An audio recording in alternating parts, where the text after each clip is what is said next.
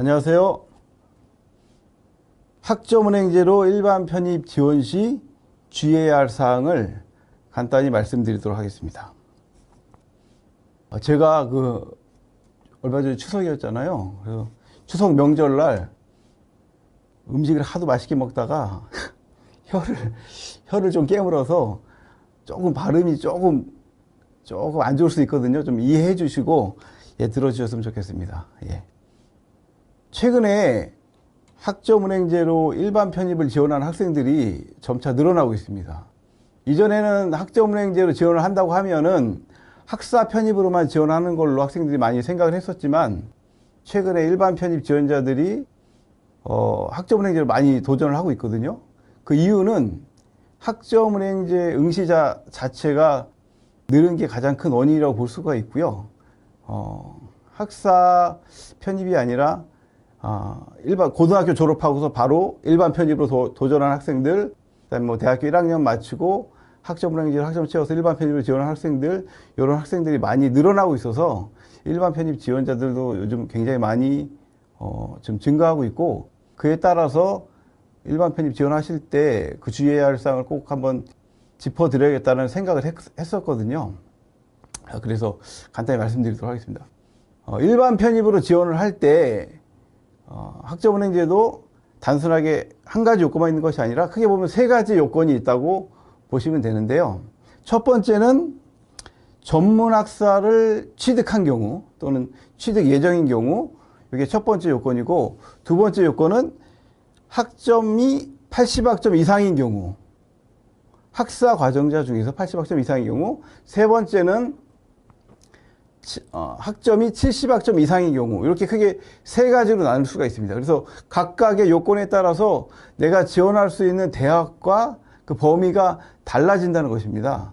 자, 첫 번째 요건인 전문학사 취득 예정자 또는 취득자는 모든 대학을 다 지원할 수가 있습니다. 우리나라에 있는 모든 대학, 일반 편입을 받는 모든 대학들은 다 지원이 가능한 겁니다. 근데 전문학사가 없으면 지원을 못하는 대학들이 있어요. 그래서 그 대학들 여러분이 아셔야 되는데, 가천대학교, 카톨릭대학교, 경희대학교, 고려대학교 서울 캠퍼스, 단국대학교, 죽전 천안 캠퍼스, 한국외대, 서울 글로벌 캠퍼스, 인천대학교, 이제 서울 경기권 중심으로 제가 말씀을 드렸습니다. 이런 학교들은 전문학사가 학점은행제로 꼭 취득을 해야만 여러분이 지원을 할 수가 있습니다.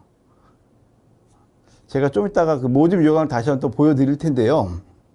두 번째는 80학점이 넘을 경우 지원할 수 있는 대학. 학위가 없어도 내 학점만 80학점을 모았어요. 그렇게 하면 또 지원할 수 있는 대학들이 있습니다. 대부분의 국립대가 여기에 해당이 되고요. 고려대학교 세종캠퍼스, 국민대학교, 서울과학기술대학교, 한국체대, 경기대학교가 여기에 또 해당이 됩니다. 마지막으로 70학점 이상자들이 지원할 수 있는 대학교. 제가 지금 언급하지 않은 그 외의 대학들은 다 여기에 또 속한다고 보면 됩니다. 그래서 학점은행제로 70학점만 있어도 사실 지원할 수 있는 대학들이 상당히 많이 있습니다. 그렇지만 편입 지원이라는 것이 보통은 5개에서 적게는 많으면 10개 이상을 지원하는 그런 제도이기 때문에 여러 곳에 많은 지원을 해서 합격률을 높이려면 자격 요건을 가능하면 전문학사 취득자로 따시는 게 가장 바람직하시고요. 이게 만약에 진행하다 여의치 않으면 최소 70학점만 모아도 지원할 수 있는 대학들이 굉장히 많이 있다는 것을 꼭 아셨으면 좋겠습니다. 제가 구체적으로 모집 요강을 좀 보면서 말씀을 드리도록 하겠습니다. 가천대학교는 자 보시면 학점은행제로 진행하는 경우 학사학위 취득자 예정자, 그러니까 지원을 할 수가 있고요. 전문학사 취득 예정자, 또 학사학위를 취득한다는 것은 4년 제학을 취득했다는 거기 때문에 당연히 일반 편입이 지원할 수가 있는 거고, 이제 학점은행제를 통해 70학점 이상 이수한 학생들은 가천대학교의 경우에 극히 일부 대학, 예체능계 중심의 일부 대학은 지원할 수가 있습니다. 그렇지만 그 외에 전공학과들은 반드시 전문학사 이상을 취득을 해야만 지원할 수 있는 대학입니다. 경희대학교 한번 보실까요? 경희대학교 같은 경우에는 3번을 보시면 학점 인정 등에 관한 법률 및 평생교육법에 의한 전문학사 소지 예정자 가로치고 있죠. 예정자 또는 그 소지자. 그러니까 2년제 학위를 취득 예정하거나 취득한 사람만 지원을 할 수 있다는 겁니다. 자, 제가 말씀드린 가천대 경희대학교는 전문학사 학위가 반드시 있어야 된다는 말씀이고요. 국민대학교를 한번 볼까요?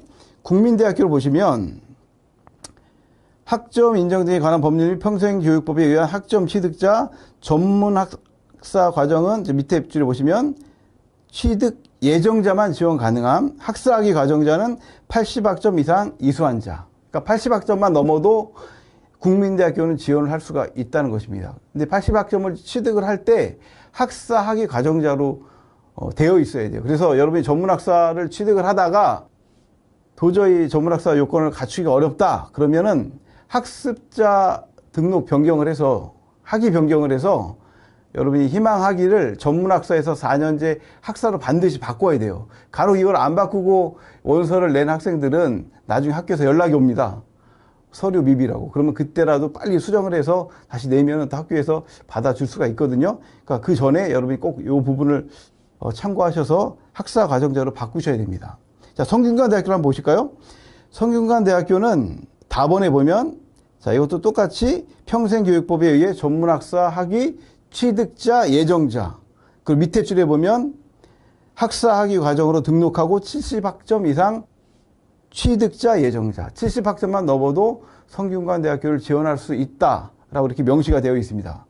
이렇게 세 개로 이렇게 구분된다는 것을 반드시 기억을 하셔야 되고, 내가 어느 요건으로 지원할 것인가, 나의 자기 요건이 무엇인가를 아셔야 됩니다. 그리고 학사학위 취득자 또는 취득 예정자는 일반 편입도 당연히 지원이 가능한 거고요. 매년 편입 요강이 조금씩 변동이 될 수가 있습니다. 제가 지금 말씀드린 거는 작년 입시 기준으로 말씀을 드렸어요. 그래서 올해 이제 편입 요강이 10월에서 11월 사이에 대부분 발표가 됩니다. 그럼 그걸 다시 한번 꼭 확인을 해보셔서 혹시라도 변동이 되는 학교가 있는지를 검토를 해보셔야 되는데, 보통 보면 많이 변동은 없고 한 개, 두 개 학교 또는 많으면 뭐 두세 개 학교가 변동이 될 수는 있습니다. 그렇지만 많은 변동은 없지만 꼭 지원하기 전에 편입 요강에서 지원 자격을 꼭 확인하셔야 된다. 그걸 꼭 말씀을 드리고 싶습니다. 자, 여러분 이제 올해 지원하시는 분들 얼마 남지 않았는데 남은 시간 준비를 잘 하시고, 또 이제 내년을 대비해서 또 이제 준비를 하시고, 또 방송을 보시는 분들도 지금부터 이제 준비를 하셔서 뭐 일반 편입이든 학사 편입이든 여러분께서 빨리 요건을 갖추시고 준비를 시작하셨으면 좋겠습니다. 김영 평생교육원이 다른 교육원과 비교했을 때 장점이 뭔가요? 김영 평생교육원은 그 편입 전문 교육원이라고 해도 과언이 아니고요.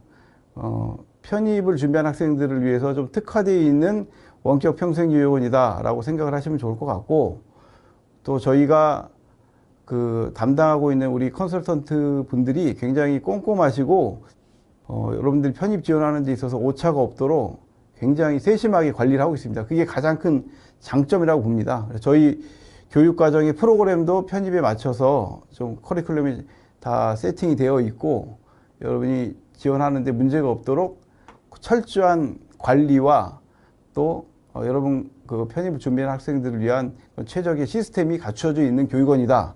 이런 부분이 장점이라고 말씀드릴 수가 있겠습니다. 보노님, 학점을 취득할 수 있는 자격증이 있다고 하는데 어떤 것들이 있을까요? 자격증은 굉장히 많고요. 국가에서 공인해주는 자격증들 중에서 학점으로 인정되는 자격증이 딱 명시가 되어 있습니다. 그래서 자격증은 뭐 학사는 최대 3개, 전문학사는 2개까지 있는데 어떤 자격증을 어떻게 준비할 것인가는 여러분 상담을 받고서 준비하시는 게 좋습니다. 가능하면은 쉽고 학점 인정이 많이 되고 시험이 자주 있는 자격증이 가장 좋은 자격증입니다. 예. 그래서 그런 걸 안내 받으셔서 준비하시면 좋을 것 같습니다. 학점은행제 진행 시 평점은 어떻게 반영되나요? 이것도 굉장히 그 많은 분들이 또 궁금해하시는 부분인데, 이제 곧 원서도 쓰시잖아요. 그럼 거기에 원서에 뭐 평점 기재하는 난이 있어요. 그러면 이거 또 어떻게 기재하냐고 또 문의도 많이 하시는데, 그 편입 지원할 때 평점 쓰는 난이 대부분의 대학은 2개가 있다고 보시면 돼요. 그래서 이전에 다녔었던 대학이 있으면 기존 대학도 적고 최종 학점은행제를 다시 다녔다 그러면 학점은행제 그 대학을 또 따로 적습니다. 그래서 적는 난이 2개고 기존 대학 평점 따로 학점은행제 평점 따로 이렇게 됩니다. 그리고 어떤 대학들은 그냥 최종학교 하나만 적는 난이 대학들이 있어요. 그러면 거기에는 학점은행제가 최종학교가 되기 때문에 학점은행제만 적게 됩니다. 그래서 그런 경우에는 학점은행제 성적이 반영이 되고 학점은행제로 지원을 할 경우에 이제 대학별로 이것도 좀 차이가 있지만 학점은행제 지원하는 경우에는 편입 성적으로 해서 전적대 성적을 반영하는 대학들도 있어요. 그렇지만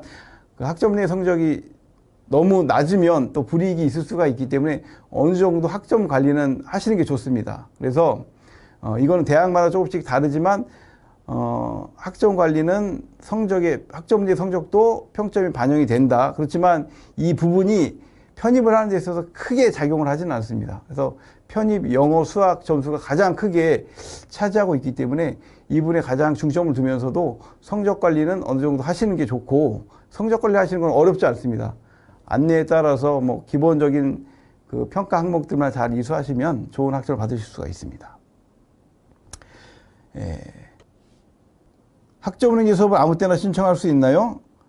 학점은행제 저희 교육원에서 지금 매월 개강이 있거든요. 그래서 매월 개강을 하고 있기 때문에 아무 때나 신청은 가능하다고 할 수가 있습니다. 그렇지만 또 요 그 학점 등록하는 시기가 있어요. 1월, 4월, 7월, 10월 가능하면 그 또 시기에 맞게끔 신청을 해야 되니까 여러분이 거기에 맞게끔 수강 신청을 하셔야 되고 가능하면 학점은 빨리 만들어 놓는 게 좋습니다. 내년 시험을 보더라도 학점을 시험 임박 때까지 학점을 못 채워서 애를 먹는 경우가 종종 있거든요. 근데 그런 분들은 대부분 좀 늦게 시작하신 분들이에요. 그래서 일찍 시작하셔서 올해 이제 12월부터 시험 보는 분들이 벌써 8월달, 9월달, 뭐 5월달에 이미 다 학점 만들어 놓는 분들 많이 계세요.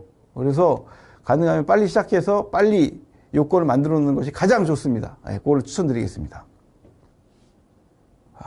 질문 시간이 많이 갔기 때문에 하나만 더 받겠습니다. 네. 해외 대학교에서 이수한 학점을 활용해 학위를 받을 수도 있을까요? 요즘에 또 해외에서 공부하시다가 이제 다시 턴해서 오시는 분들이 많이 계시기 때문에 말씀드리겠습니다. 해외 대학에서 이수한 학점은 그 대학을 4년제 기준으로 해서 2학년 이상 수료하신 분들은 일반 편입 자격이 됩니다. 그렇지만 4년제 기준으로 2학년 수료가 안 되신 분들은 편입 그 학점을 가져다 쓸 수가 없습니다. 그래서 그런 분들은 학점을 다시 영학점부터 채우셔야 되는데 일반 편입 요건은 뭐 80학점 만드는 거는 1년 안에 충분히 가능하시거든요. 그래서 다시 뭐 채운다고 해서 너무 상심하실 필요는 없고 얼마든지 짧은 기간 내에 80학점을 만들 수가 있습니다. 그렇게 해서 다시 만드셔야 되고 뭐 해외 대학에서 2학년 이상을 수료하신 분들은 그 자격 자체로 일반 편입 자격은 가능하십니다. 자, 오늘 이렇게 또 긴 시간 동안 함께 해주셔서 감사드리고요. 자, 김영평생교육원 또 이후에 더 궁금한 사항이 있으신 분들은 우리 카톡 채널도 있고 홈페이지에 또 문의 남길 수도 있고요. 저희 대표 번호도 있고 하니까 저희는 주말에도 대표 번호 문의 상담 받고 있습니다. 그러니까 뭐 혹시 주말에 궁금하신 사항이 있으시면 저희 대표 번호로 1899-7566 그쪽으로 연락 주시면 제가 또 받아서 안내해 드리도록 하겠습니다. 감사합니다.